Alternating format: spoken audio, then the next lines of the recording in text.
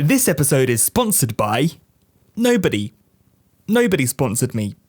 Because my channel's dead. Give me money! Thank you to the singular person who's joined my channel. I'm grateful, but my question to you is, why? Monster Bash. This isn't Monster Bash. This is black and white. I don't have a Monster Bash disc. Nobody's got a Monster Bash disc. I could buy one from this very legit looking seller. Runs on Linux. Yeah, somehow I doubt that.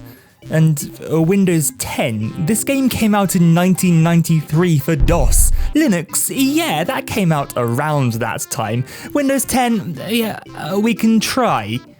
Yeah, I expected nothing, and yet my disappointment is immeasurable. Weirdly enough, it does actually work on Windows XP, which I just so happen to have for reasons. Well, it just about runs at least. You know, there's a distinct lack of sound and the frame rate's not so good, but I guess you can't really fault them for false advertising. Wait a minute, game CD manuals box or case not included? Why, this is just a $20 digital download for a game that's already available on the 3D Realms website for £3. What? But anyway, Monster Bash was a game released in 1993 by Apogee Software. If you haven't heard of Apogee Software, that's pretty understandable. They haven't been relevant for about 20 years ever since they rebranded as 3D Realms. And then some other dude bought the rights in 2008 and released Duke Nukem Critical Mass for the Nintendo DS. I mean, yeah, sure, why not? I like how their official website listed on their Wikipedia page is literally just their Twitter account, which is still active for some reason. But we're getting sidetracked. Let's just get this over with, shall we?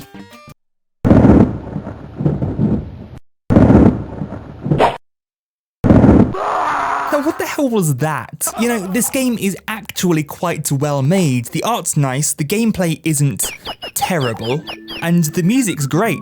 And then there's this crappy still frame of a blood splatter, and the zombie screaming in the background just brings it all together. Like, what happened to the animation budget?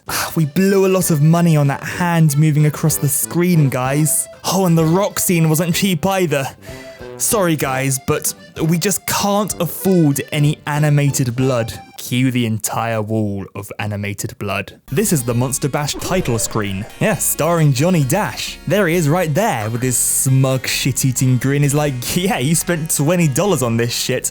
Also, I'm horribly sunburnt. Please send help. There's also a zombie just over here, staring blankly into the abyss. His face sums up quite well how I feel most of the time these days. This game is actually really hard. However, as a kid, the part I found most difficult was actually starting the damn thing. I mean, how am I supposed to select these? I press enter and it just closes the window. You press B. B for begin. Yeah, you can tell why this method of navigation never caught on. In most games, you have new game, continue, load. In Monster Bash, you have restore old game. Like, yeah, get me an older one that's better.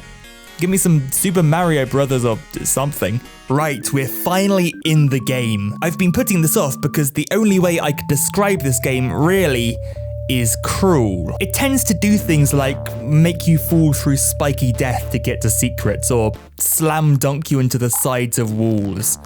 I wonder what's down here. Oh, okay. I guess I just die now. Well-designed game? You, of course, play as Johnny Dash, who is as pink-skinned in-game as he is in the main menu. You run around in various Halloween-themed locations using an infinite supply of rocks to rescue cats and dogs. The rocks can also be used to kill enemies like zombies and skeletons, and if rocks don't work, then just fucking nuke them. I don't give a crap. Just do everything in your power to clear your path of monsters because you're on a mission to rescue your dog Tex, who has of course been kidnapped by a big bat, no less. There he is, that's the big man himself, Count Chuck. Johnny Dash. impudent, snivelling, feeble-minded, measly... measly what now? What the hell is that censored word supposed to be? Wretchedly cute? Whoa, Count Chuck, that's just a step too far. You're not actually trying to tell me... well... It turns out Count Chuck was actually the greatest villain of them all. He's a fucking paedophile! It all makes sense now. Luring this defenseless child into his lair with the promise of giving him a puppy. And by the way, I know we're on a bit of a heavy topic right now, but what the hell is going on down here? I'm hoping these zombies are just sleeping, face to face, on top of each other. What the actual... I'm just gonna assume this is 3 zombies in a row, and 2 of them just happen to be missing a leg. Because I don't want to think about the alternative. Count Chuck lets us know we're about to fight our nemesis. Okay, so where is he? What, you mean this? It's a puddle of goo. Oh, wait! It's me! Yeah, this guy's a bit of a pushover. He just kind of... jumps. Geez, I'm not sure I can deal with this. I guess I'll just crouch on the floor and then he won't be able to hurt me anymore. Yeah, you fly away. Next time try bringing some, I don't know, weapons? Oh, hey again, Count Chuck. Yeah, I've bested my nemesis. I like how Count Chuck just decides that this guy is my nemesis. I've never seen him before. And besides, I thought Count Chuck was supposed to be my nemesis. He will be back when he has grown stronger. And then we never see him again. Well, actually we see him again once. You must fight with your nemesis for the last time. You make it sound like this grand finale. This is the 2nd time we've seen him. You get to steal his broomstick though, so whatever. Like most games, at the end of every level there is an exit. The exit's always very identifiable because it takes the form of a big brown doorway with something resembling a staircase inside of it. This is always the case. Except for in the 2nd level where the exit is a log. For reasons. Now, I, being the professional gamer that I am, had no problem working this out. However, I've heard there are others who never managed to get past level 2 of this game. So for those plebeians who don't understand the intricacies of Monster Bash, there is a hint menu available. Can't find the exit? Look in a hollow place. Gee, now that's quite a riddle. Look in a hollow place? One could spend years trying to decipher that one, and some logs are hollow. Ah, I see. I like how it acts like, oh, I'm giving you a hint. Let's see if you can work it out. And then directly above it, it's just like, yeah, the exit's in a log. Dipshit. By the way, you need to rescue all the cats and dogs before you exit a level. It shouldn't be too hard, but if you do get stuck, there's a handy compass in your start menu pointing you to the nearest pet. The start menu itself is a plethora of useful information, like score and time elapsed. Johnnies. There's a box for your Johnnies. Yeah, I got 3 Johnnies. Oh, by the way, this game's bullshit. You're just running along and suddenly Snake. I mean, yeah, technically it's me that's at fault here. If I'd been paying attention, I might have noticed the pair of slightly lighter red dots that signifies a snake. And when it's in a controlled environment, I actually quite like it as a gameplay mechanic. Like here, where you know there's snakes around, but not all of them attack. Then there's every other instance of this where you're just like, oh.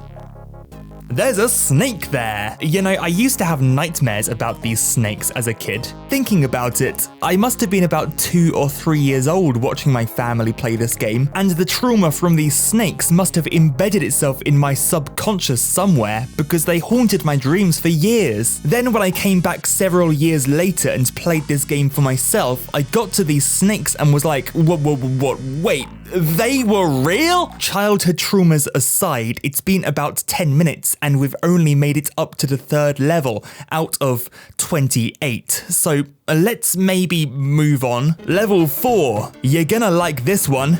It's got a dragon in it. Or maybe it doesn't. I was pretty certain this stage started with a dragon, but I guess not. But don't worry, there's plenty of other terrifying creatures in this level, like teeth and boots. It's just not on the same level as a dragon though. Wait, there he is! What's he doing all the way back here? I definitely remember it being at the beginning, and then I had a thought. I'm playing the shareware version of the game.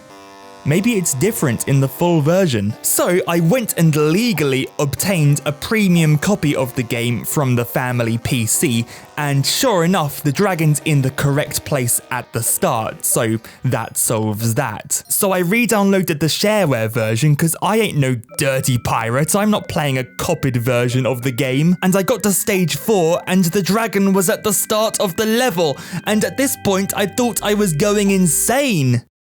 Well, it turns out there was a very simple explanation to all of this, and that was that I was being an idiot. You know, I'd come back to this game every couple of years or so, and the dragon would be in a different place every time, and I thought I was losing my mind. But no, it turns out there's just 7 different versions of the game, and the dragon's just randomly in a different place in some of them. Most games have 1 or 2 versions. Commander Keen 1.4. Monster Bash just has 7 versions because why the hell not? Like, what the hell is Monster Bash Lite?